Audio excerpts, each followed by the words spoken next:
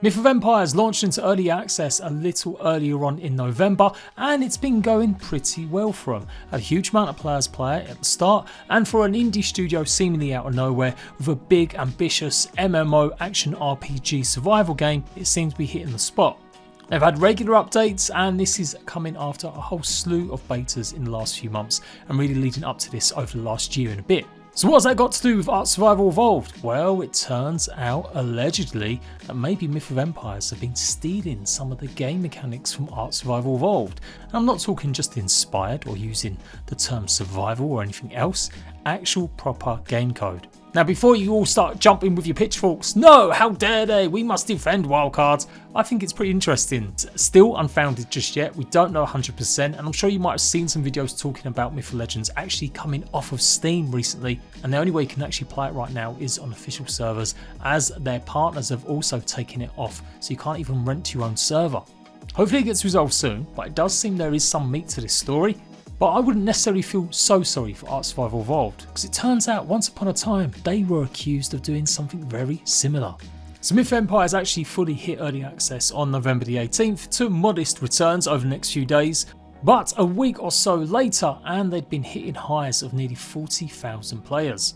That number crept up even more, most recently 47,000 of last week. That is a big success for an early access game. Maybe not as big as New World with their stupidly amount of like 700,000 or whatever it was, although that game has died pretty quick, but nevertheless it's still a pretty big achievement. So a couple days ago they actually got taken off of Steam, and we didn't really know what was behind it or who.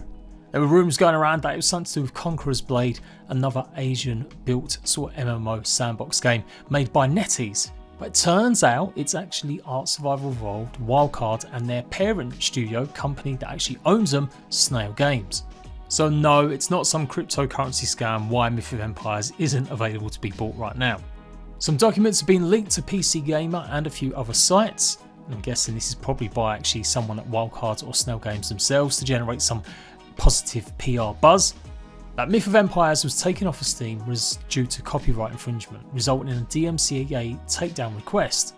The takedown request says that Angela Game, the makers of Myth of Empires, founded in 2020, has been made up by former employees of SNAIL Games China, Studio Wildcard's parent company. It also alleges that they had access to the ARK source code, and Myth of Empires is pretty much using that source code. Allegedly.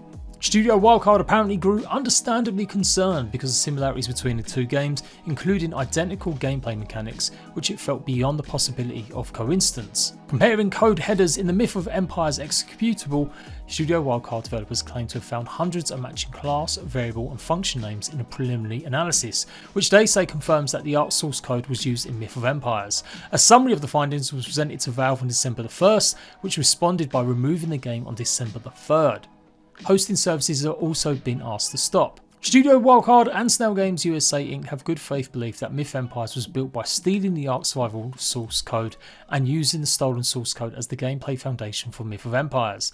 The complaint states key employees of the developer of Myth of Empires worked at the Chinese parent of SNAIL Games US Inc. and at least one of them had the credentials that enabled them to access the ARK Survival Evolved source code. Now Angela Games, the guys behind Myth of Empires, have responded and said that these allegations of source code theft are absolutely false.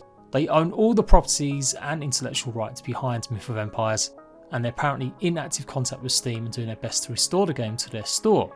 Right now, if you try looking for Myth of Empires on Steam, you won't actually be able to find it. Simply just take you to the Steam store, any links that you previously had. And according to the latest yesterday, they have said they're unable to share more details, but it's frustrated with the situation. And looks like they are going to abide by the legal process at the moment and not try and force the issue to get back on Steam just yet. But they seem pretty confident as they are carrying on with their updates and their plans. Only just this morning releasing a trailer for their armoured rhinos and elephants, which are going to be coming to the game in the next couple of weeks, as well as a bunch of other plans to help out with New Year's Eve events. So it doesn't really sound like a studio that is maybe in fear. And despite not having private servers at the moment and other players not being able to buy it, it's still got a pretty big player base playing the game at the moment. 35,000 is as much as Last Oasis managed to achieve in the last year and a bit ever since they came out. That's a good number to have.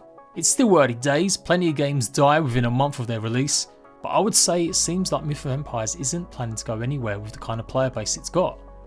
Now, I've been making some funnies on Twitter, as I do, because you guys must know now, I'd like nothing more than taking the piss out of wildcard sometimes, because I do think they've made some horrendous decisions over the years, and they're really a poorly run company. Don't bother trying to sue me, wildcards, I'll come after you. But of course they are entitled to go after anyone they feel has stolen their source code, and particularly if this is coming from their actual owners, SNAIL Games, I could totally understand why they'd want to do that, and they may have some concerns, legitimate I'm sure. But it's not too long ago that wildcard were also accused of doing something pretty similar. Alright, I'm lying, it's like 5 years ago nearly now. I actually remember covering this. I was one of the first tubers to put all this together in a video, and at the time I was even speaking to one of the actual founding directors of wildcard, Susan Stieglitz. Basically because Studio Wildcards were being sued by Trendy Entertainment, the makers of Dungeon Defenders, some Xbox 360 arcade game. That's what some of the development team worked on before they worked on ARK and before they created their own studio. Jeremy Stieglitz, the creative guy basically behind ARK, he used to work for Trendy, he used to be running Dungeon Defenders, but he had a massive amount of issues at that studio. In the end he left, but he apparently didn't abide by his actual contracts that said he wouldn't compete with any other kind of game or involve in any of their technology within a certain amount of time. Now this is an old story, I've covered it over the years a few times now, it's been brought back up. But effectively Jeremy Stieglitz basically lied and got his wife to say she was the founder of ARK, and behind the scenes Jeremy was secretly working on ARK Survival Evolved all along. Instead of going to court though, they decided to settle outside of court for $40 million. Now wildcard have always denied this, and they reckon that Trendy pretty much jumped on the bandwagon after seeing they'd been bought up by SNAIL Games, a big Chinese investment company, and were effectively jealous that Jeremy Stieglitz had created ARK basically and were trying to get some money out of that. Now whatever happens, there's no smoke without fire. If you're settling out of court for $40 million, then some way, somehow you're in the wrong. So yeah, I do think it's incredibly ironic that wildcard are now going after something very similar, where a former person that worked at one of their studios or companies has now gone on to make their own game, and now they're accusing that game of stealing their code. None of it's right, of course it's not. But it's interesting how it was maybe okay for wildcard to do it, albeit it cost them $40 million, but not so much for someone else, allegedly.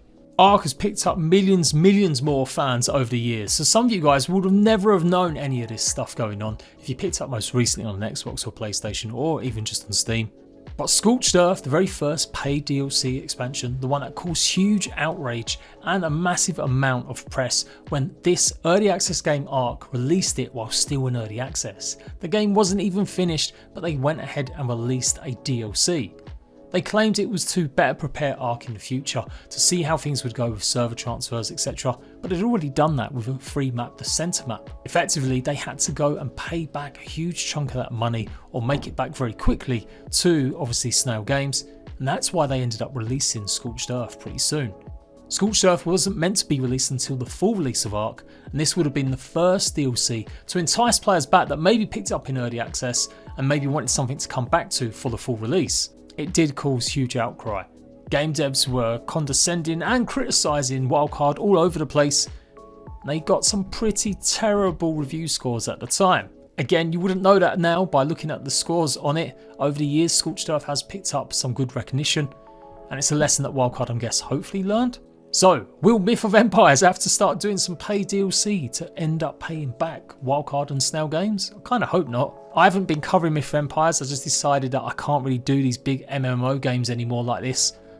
And I did feel it was just a bit too slow, the character movement, and just a few little niggles that put me off it.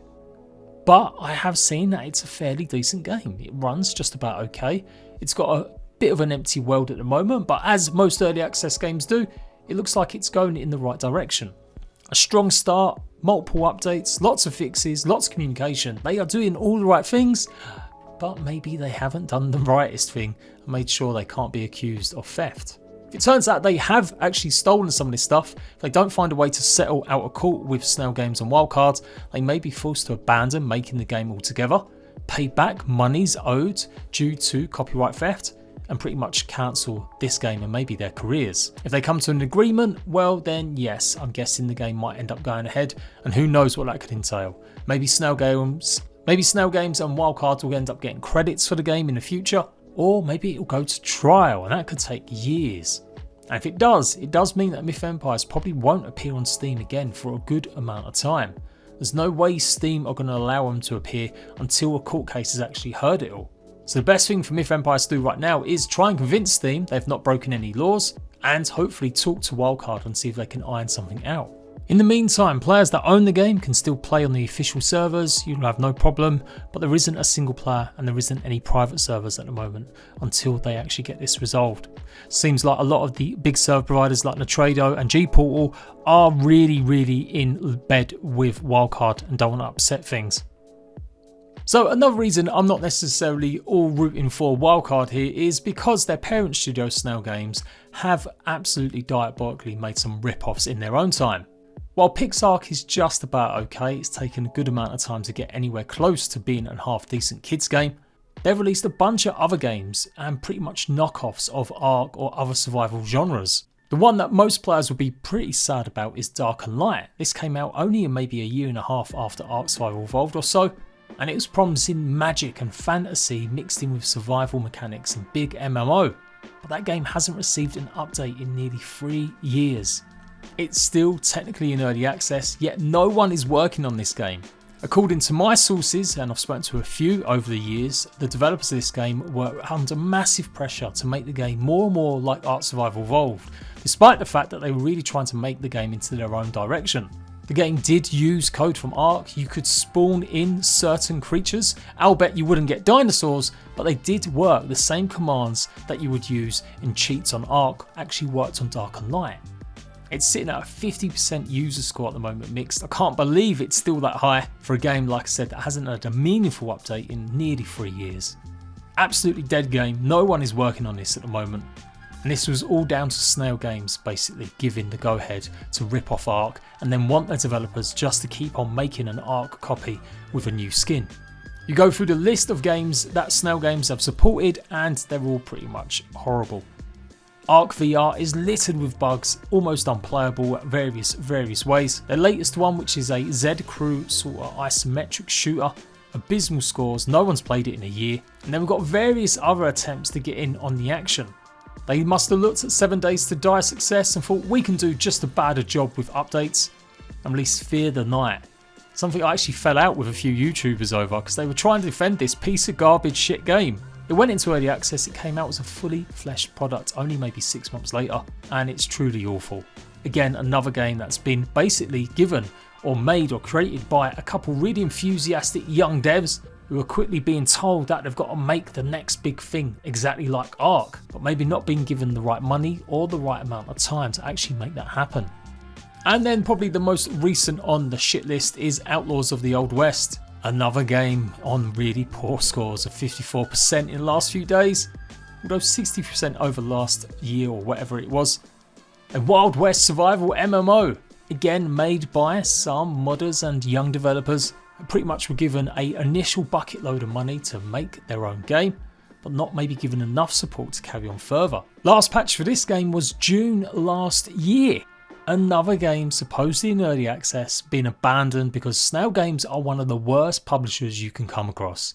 They got absolutely lucky that Wildcard was stupid enough to get in some sort of argument and needed the cash injection, and that's their only hit they've ever had. So yeah, don't cry too hard for Wildcard's stolen property, guys.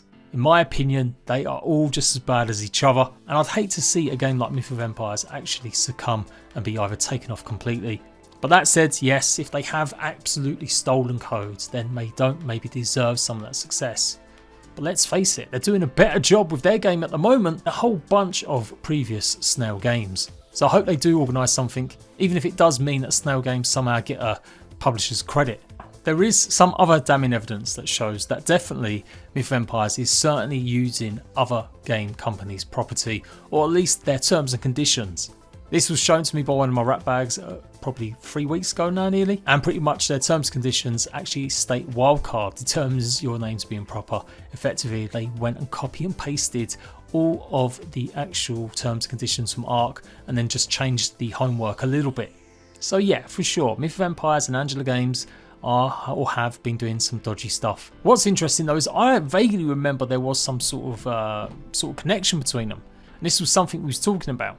Back in the day, SNAIL Games had some sort of feudal fantasy game, and I swear I saw some of these names attached to something like that. But yeah, it's a whole mess. If you're looking for Myth Empires, wondering why you can't buy it, that's why. And yeah, unless this gets resolved very quickly, it could be years before Myth Empires is actually put back on sale. No judgment from me, I'm just relaying some facts and obviously some big dose of opinion. You can go check out some ancient videos of mine if you want to hear more about wildcards issues. 2 wrongs don't make a right, and if you're thieving game code, then you don't deserve to have that game on your shelves. But it is a little bit ironic and funny. So there we go, let me know what you think about it all in the comment section, and I'll keep you updated for future developments. Laters!